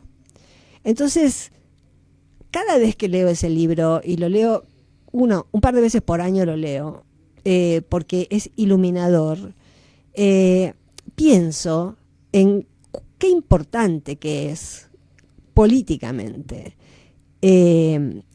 ser capaces de generar dispositivos culturales políticamente avalados también desde los estados, desde los gobiernos, que le hagan sentir a cada persona que es valiosa, que su vida tiene sentido, que es todo lo contrario de la meritocracia lo que estoy diciendo. Estos tipos con la idea de la meritocracia y de que si te va bien es porque hiciste mérito y si te va mal es porque sos un fracasado y no supiste arreglártelas en la vida, son máquinas de demoler gente, porque la verdad no pasa por ahí, nunca pasó por ahí. Nadie que se ha esforzado mucho, si no hubo condiciones objetivas para que su trabajo diera resultado, ha triunfado, nunca en la historia. Y las veces que ha habido, sí, puede haber alguien que tuvo una idea grandiosa, la patentó y 3, 4, 10, pero no es la regla general. La regla general es lo que nos pasa a la mayoría de todos nosotros. Yo no tengo trabajo en una radio profesional hace 4 años porque hay censura en este país, no porque sea mala periodista profesional. Yo nunca me voy a creer que es mi problema, no es problema mío, es problema de Lombardi. Y las personas que en este momento se encuentran acorraladas porque no hay oportunidades porque no hay oportunidades económicas, porque no hay trabajo, porque no hay puestos de trabajo, porque cada vez lo vemos por televisión, cada vez que hay un puesto para lavar platos hay 5 cuadras de pendejos haciendo cola para ganar 2 mangos. Lo acaba de decir Marín Pilati Vergara, en territorios a los que no tenemos acceso visible, como el Chaco, en cada cuadra hay 3 locales de usureros que te ofrecen créditos para pagar la tarifa de la luz. Entonces, yo vuelvo a Fitzgerald y pienso que si alguien con el nivel intelectual que tuvo ese hombre pudo confundirse tanto y creer que algo fallaba en él, que la grieta estaba en él, y no pudo leer en las condiciones objetivas de producción de la cultura, en las condiciones políticas, ahí también se esconde, entre otras cosas, la falta de politización de muchos intelectuales que creen que el arte está desembarazado de condiciones materiales de producción. Y eso, no es así. Nosotros hemos visto en la década pasada, cuando se fomentaba mucho la cultura del cine, por ejemplo, cuando había escuelas de cine, cuando había muchísimos estudiantes, llegamos a tener récords de estudiantes de cine en América Latina. Y esos chicos o esos jóvenes ahora no pueden aspirar a vivir de eso. Es un saber que han adquirido y que no es útil para la vida cotidiana porque acá no hay producción cinematográfica. Entonces, volviendo a Fitzgerald, yo creo que hay que entender o por lo menos pensar que cuando hablamos de grieta, no es tan sencillo como nos lo vende la televisión. La televisión es una trampa cazabobos donde se reparten eslóganes y donde se le pegan a uno y después uno cree que es una idea de uno y no es una idea de uno, es algo que escuchó en la tele porque lo dicen 800.000 veces por minuto. Creo que sí hay, y volviendo al tema de hoy, porque hicimos un programa o estamos haciendo un programa prácticamente monotemático, analizando desde diferentes ángulos qué es esto del Tratado de Libre Comercio que no es libre. Si analizamos esto desde el punto de vista que les estoy contando de Fitzgerald, creo que atrás de lo que se nos dijo, de la grieta cántica, que ya pasó de moda, que ya pasó que es extemporáneo, esa dicotomía, me parece que viniendo también de la columna de Jorge sobre la geopolítica y la geocultura, si hay una grieta en el mundo en el que vivimos, no está dentro de cada uno de nosotros, en si nos va bien porque somos inteligentes y si nos va mal porque somos unos tarados. La grieta central del mundo que nos toca vivir tiene que ver con un mundo unipolar que lucha por seguir siendo unipolar y por la realidad que cada día nos indica que el mundo ya es multipolar y que están ahí Rusia y China disputando el poder a Estados Unidos, y que estos tratados son una manera de Estados Unidos de seguir conservando la hegemonía que tarde o temprano van a perder. Radio H. Comienzo de espacio publicitario. Los viernes en Radio H no te pierdas a las 11 horas el programa de la Agencia Internacional de Noticias de Paz y No Violencia.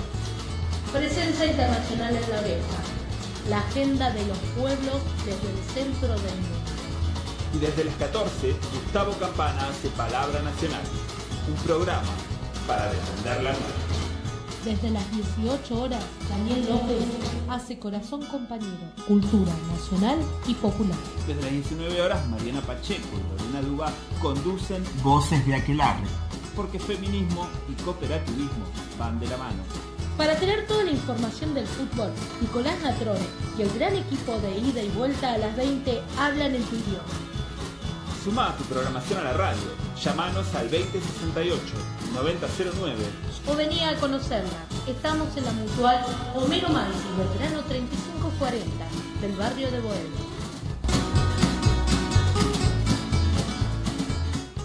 Si vas a estudiar un idioma, hacelo con la mejor calidad académica.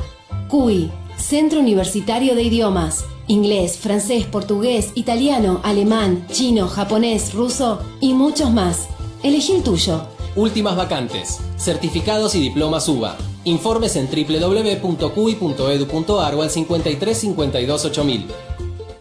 Radio H. Radio H. H con todas las letras. Con todas las letras.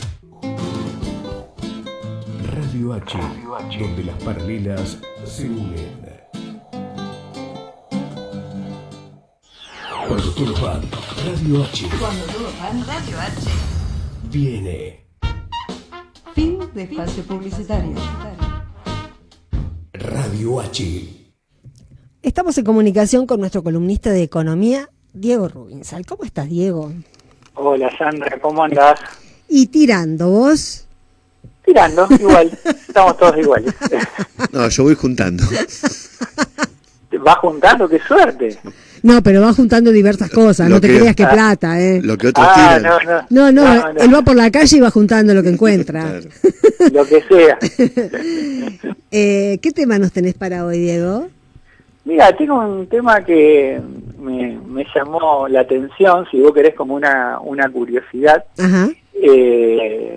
Siempre me llama la atención cómo la historia siempre encuentra inesperados requisitos para colarse en el presente, ¿no? Uh-huh. Como Sergio muy bien lo sabe. Y es el Día del Historiador, saludalo. Sí, Sergio, mis grandes saludos. Gracias. A un gran historiador. Gracias. Decime. No, vos sabés lo que me llamó la atención. Bueno, el 9 de mayo pasado, haciendo un poco de historia, Cristina presentó su libro ahí en la Feria del Libro y a algunos le sorprendió algo que sin embargo ella venía planteando, sí. Tal vez no de una manera tan explícita, pero la idea de llevar adelante un contrato social de ciudadanía responsable. Uh-huh. Habló ella. Le puso ese nombre. Y habló de un acuerdo concreto, uh-huh. Un antecedente concreto que fue el pacto social del tercer gobierno peronista. Uh-huh. El gran constructor de ese acuerdo fue José Bergelbar, el ministro de Economía. Sí. Hago una pequeña digresión, ¿no? Cuando Pichetto acusó de comunista a Kicillof, sí, se olvidó de Helvar. Yo tuiteé que si Pichetto se entera de que Perón nombró de ministro de Economía a un afiliado al Partido Comunista, se caería de culo, ¿no? Pero bueno, volviendo al presente. Pichetto no se cae de culo por nada a esta altura, no se cae de culo por nada. No, ya tiene la cara curtida. Sí, el culo curtido. El nombre de Helvar, volvió a sobrevolar estos días en la reunión que tuvo Alberto Fernández uh-huh. con los enviados del fondo. Ajá. ¿Por qué? ¿Por qué? Bueno, por una curiosidad. El director del departamento del hemisferio occidental del fondo es Alejandro Werner. Sí. Es el encargado de seguir las cuestiones de este lado del mundo con el fondo. Y en la reunión, Alberto Fernández, para romper el hielo, le tira con la trayectoria de su padre. ¿Y quién era su padre? Manuel Lito Werner. Era un contador porteño, muy ligado a Helvar, uh-huh. de íntima vinculación con Helvar, tal es así que cuando Helvar llega al Ministerio de Economía, Werner, el padre del empleado del fondo, fue un virtual jefe de gabinete de su equipo. Uh-huh. La historia después siguió, porque en abril del 77 la familia Werner sale rajando a Uruguay, escapando de la dictadura, está unos pocos meses en Montevideo y después terminan viviendo en México. y siguió la historia porque ya cuando retornó a la democracia, este ex funcionario de Helvar presenta un reclamo económico de resarcimiento por haber sido un perseguido político de la dictadura. Ahí, se arma todo un expediente, primero administrativo, después judicial. Ahí en ese expediente el padre del enviado del fondo cuenta cómo a él le avisan en marzo del 77 que Suárez Mason y la policía de la provincia de Buenos Aires, que recordemos la dirigía Camps, lo iban a detener para hacerlo desaparecer, que él se va y que 2 días después que sale del país le cuentan que fueron a buscarlo a su domicilio unos policías que en el auto lo llevaban también detenido a Jacobo Timerman y a Jorge Mazzola, que era un amigo de David Graeber. Todo eso cuenta. ¿Es la familia del enviado del fondo? Ese es el padre del enviado del fondo. Vos sabés que ese expediente, el Ministerio de Justicia, los abogados del Ministerio de Justicia rechazan el reclamo indemnizatorio porque dice que no hay pruebas que hubieran sido objeto de que merecía la reparación, porque plantea concretamente que el hecho que haya estado en el extranjero no genera per se un derecho a indemnización. Y después la Cámara en Contencioso Administrativo y demás termina fallando en contra de ese reclamo de indemnización, porque dice que no hay prueba, la persecución, qué sé yo. Y hay un hecho muy curioso, que es que la Corte Suprema termina avalando eso, o sea, termina avalando el rechazo al reclamo indemnizatorio el 12 de agosto del 2014. Y Werner fallece en México un día antes de ese fallo. Uh-huh. Eso, curiosidad de la historia, pero me quería compartir con ustedes porque me llamó la atención cómo el nombre de Helvar, que Cristina lo trajo a la mesa en esa presentación de la Feria del Libro, volvió a estar sobre la mesa de una manera, si se quiere, un poco insólita, en esa reunión que tuvo esta semana el precandidato del Frente para Todos, Alberto Fernández, con el enviado del fondo. Qué loco, ¿no? ¿Cómo procesará todo el pasado de su padre, el enviado del fondo? Debe ser bastante complicado todo eso, ¿no? Sí. Porque inclusive cuando él se va, cuando él se exilia en el 77, sale rajando con la mujer y con los dos hijos muy chiquitos. Y uno de esos hijos es que vuelve como enviado del fondo. Bueno, a la terapia. Qué sé yo. Ir a terapia, qué sé yo. Porque yo tengo demasiados problemas para ocuparme de los problemas psíquicos de esta persona. Porque Kicillof nunca fue comunista, pero Helvar sin ninguna duda fue comunista. Sí, fue indudablemente fue afiliado, y no solo eso, sino que manejaba finanzas, ¿no? del partido, así que... Bueno, muy interesante, la verdad nunca no tenía noticias de la familia de Werner, y la verdad que es una historia muy interesante. Es una historia para un cuento, me parece. Sí, ya vamos a ponernos manos a la obra. Ya te lo tiro, lo tiro como te lo tiro para una contratapa. Gracias, Diego. Bueno, nos vemos. Un beso. Chao.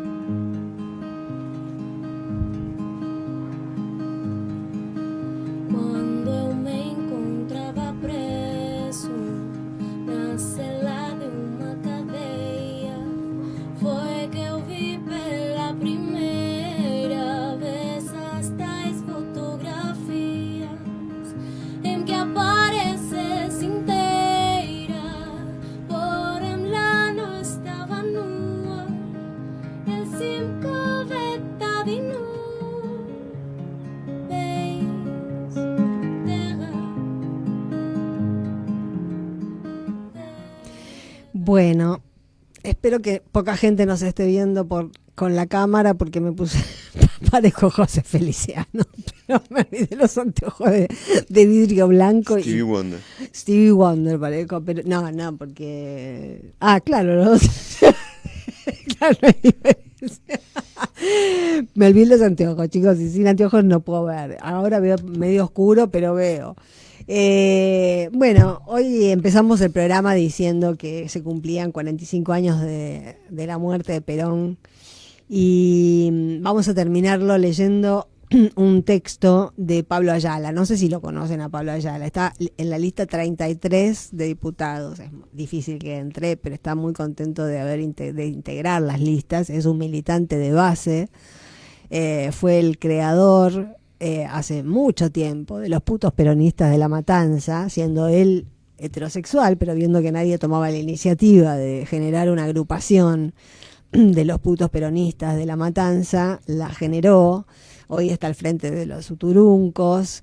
Bueno, y es un militante de esos peronistas de base, de sangre, de garra. Y por otro lado traigo el texto de Pablo porque a mí me encanta cómo escribe, más allá de su historia de dirigente. Que se gana la vida como portero en una escuela, etcétera. Me encanta cómo escribe. Y escribió esta historia que se las quería compartir ya terminando el programa. Hay una foto que es muy mala, así que no importa si la ven o no la ven. Lo que importa es lo que viene después. Dice, el nene de buzo celeste soy yo. Tendría 15 años. La foto está tomada en el patio del Nacional 2 del kilómetro 35, que hoy se llama Media 50, y en ese entonces era González Catán, y hoy Virrey del Pino. El otro pibe todavía es mi amigo, le dicen el skater, aunque nunca se subió ni a una patineta. Yo me crié sin lujos. A los 11 años dormía en un dormitorio de una cuadra junto a 200 pibes en el hogar escuela de Seiza y hacía una fila muerto de frío esperando que se desocupe una ducha para bañarme. Después de eso, todo lo que tuve me parecía mucho, aunque fuera poco. No es que no tuviera ambiciones, sino que mis ambiciones jamás pasaron por lo material. En estos días recordé algo. Con esto de la candidatura a diputado nacional me saludó todo el mundo y entre ellos un par de muchachos que cuando eran pibes jugaban para mi vieja. Sí, mi mamá comandaba un equipo de fútbol que se cansó de ganar campeonatos en la zona y un día tomó una sociedad de fomento destruida, la reconstruyó y afederó a su equipo a una liga de baby fútbol. Baby fútbol se dice, ¿no? Sí. El recuerdo es este. Mi mamá era una referente en el barrio San Pedro y estaba al frente del club. Para los pibes que jugaban, se compraban alfajores y recuerdo que mi vieja los guardaba en mi pieza. Y a pesar de que muchas noches me fui a dormir con hambre, jamás toqué uno, porque eran del club. Esa ética que me inculcó mi mamá se llama peronismo. Y así me manejé en la vida. Así fue que milité siempre, sin parar, sin descanso. El sábado pasado estaba yo en Capital porque mi gran amigo el Yanqui López vino a presentar lista para hacerme la interna a otro López, un macrista del Frente Renovador que funge como intendente de Necochea. El Yanqui salió a la ruta a las 22 horas. Yo que estaba con Andrea, estuve a punto de tomarme la combi para volver a casa y comer algo en la Ferrere. Pero como las combis salen hasta las 0:30, decidí comer algo en Capital. 23:40 horas me llegó un mensaje diciendo que vaya al Instituto Patria a firmar la candidatura. Corrimos un taxi y 23:50 estábamos firmando. Cuando entré vi a pibes de la Cámpora, militantes, gritarme, vamos Pablito. Se los notaba felices. Entré temblando de los nervios. Mi firma y mis datos habrán salido así, temblorosos. Salí temblando. Busqué a André entre la gente. Llamé a mi vieja y me largué a llorar. No era yo, era ese pibe que hace la B en la foto, el que supo siempre que lo mejor que un ser humano puede cosechar en la vida no tiene valor material, como no lo tiene el amor ni la magia de los momentos felices. Va a ser muy difícil que entre a la Cámara, aunque nunca se sabe, pero eso no es lo importante para mí. Lo importante es ganarle a Macri, que los pibes coman, que vuelva el trabajo para nuestro pueblo. Lo importante es que nunca renuncié a la ética peronista, aun cuando no cotizaba en bolsa y los triunfadores eran otros. Y tarda en llegar, porque ya lo dijo Cristina, ser peronista nunca fue fácil ni fue gratis. Gracias a todas, todos, todes, por los saludos y los buenos deseos y esa alegría genuina que de pronto estalló en las redes y que explotó en mi teléfono.